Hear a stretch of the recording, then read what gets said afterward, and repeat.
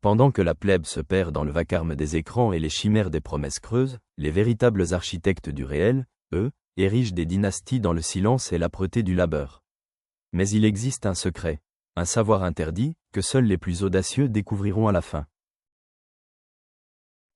Ceci n'est pas une simple narration, c'est un pacte, une descente dans les arcanes de la ruse humaine. Nous y exhumerons la science occulte de Madame C.J. Walker, une figure oubliée, pourtant universelle.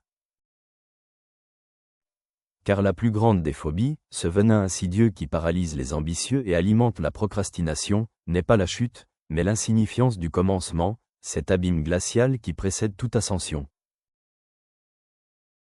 Sarah Breedlove, un nom qui résonnait de servitude, naquit dans les entrailles de l'esclavage, au milieu des ruines d'un Sud-Américain post-guerre civile. Orpheline à 7 ans, mariée à 16, veuve et mère célibataire avant 20 ans. La misère était sa constante compagne, un miroir implacable de sa propre insignificance aux yeux d'un monde indifférent. Elle subsistait dans l'ombre du néant, œuvrant pour 2 misérables dollars par jour comme blanchisseuse. La perspective d'un avenir grandiose? Une chimère, une insulte à son quotidien. Qui donc aurait daigné poser le regard sur elle? Sur cette femme sans appui, sans héritage, sans voix, dépourvue de la moindre étincelle d'un destin supérieur, selon les critères de l'époque. La faiblesse était palpable, l'échec imminent, une sentence silencieuse pour une existence sans écho, perdue dans les annales.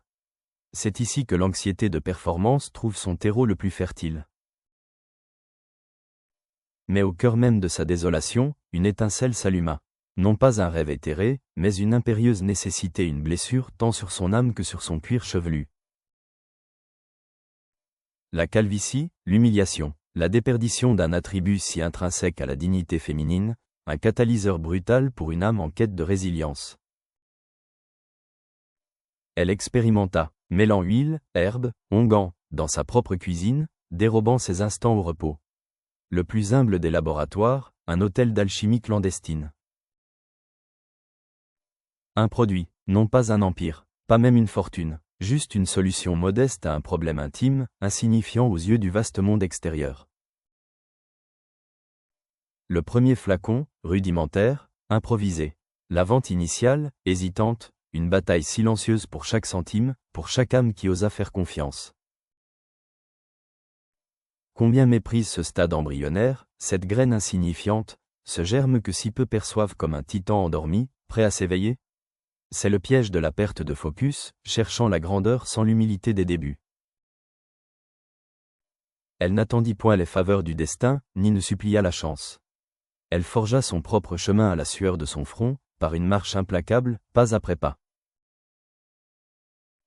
De porte en porte, de ville en ville. Ses malles lourdes, son courage inébranlable, elle vendait, elle démontrait, elle instruisait à chaque carrefour, dans chaque salon. Chaque vente, une pierre.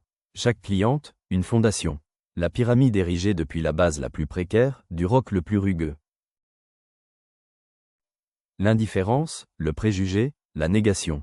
D'innombrables portes closes. Chaque « non » polissait son armure mentale, la rendant invulnérable. Elle forma d'autres femmes, les investissant de la même flamme. Créant une armée de vendeuses, répliquant sa méthode, sa vision. Un réseau, méticuleusement tissé, fil après fil. D'une simple cabane à un conglomérat, la discipline triomphant du chaos initial, le transmuant en ordre. L'ironie de l'ascension, de Sarah Breedlove à Madame C.J. Walker. Une nouvelle identité, une souveraineté auto-imposée, forgée dans le feu et l'acier. Elle ne rechercha point la validation extérieure. Elle l'édifia en elle-même, brique par brique. Sa vision fut son unique juge et bourreau, son or inébranlable. L'impératrice de la beauté noire, un nom gravé au panthéon des implacables. La fortune accumulée, non héritée, un testament de pure volonté. Sa plus grande création ne fut pas un produit, mais elle-même. Réécrite à partir de la poussière, de la lie de l'existence, en un chef-d'œuvre d'autodétermination. Un monument à la volonté humaine. Un témoignage viscéral que l'empire le plus vaste prend racine dans la minutie, l'humilité, et cette peur originelle que si peu osent affronter. Le secret interdit de Madame C.J. Walker, ce remède impitoyable au chaos de 2026, n'est donc pas une ruse. C'est l'acceptation brutale de sa propre petitesse initiale, et le refus obstiné d'y demeurer. C'est la fin de la procrastination. C'est la disposition à embrasser le ridicule des commencements, l'humiliation de bâtir à partir du néant, tandis que les âmes fragiles cherchent des raccourcis grandioses, des mirages de pouvoir qui alimentent l'anxiété de performance. Elle comprit que le pouvoir ne jaillit pas de la grandeur instantanée, mais de la culture patiente, de l'effort invisible, de la répétition inlassable d'actes minuscules qui s'accumulent. C'est ainsi qu'on reconquiert le focus perdu. La forge de la maîtrise est solitaire, implacable. Peu ont l'estomac pour sa chaleur abrasive. La lâcheté recherche les applaudissements, la souveraineté, des résultats silencieux.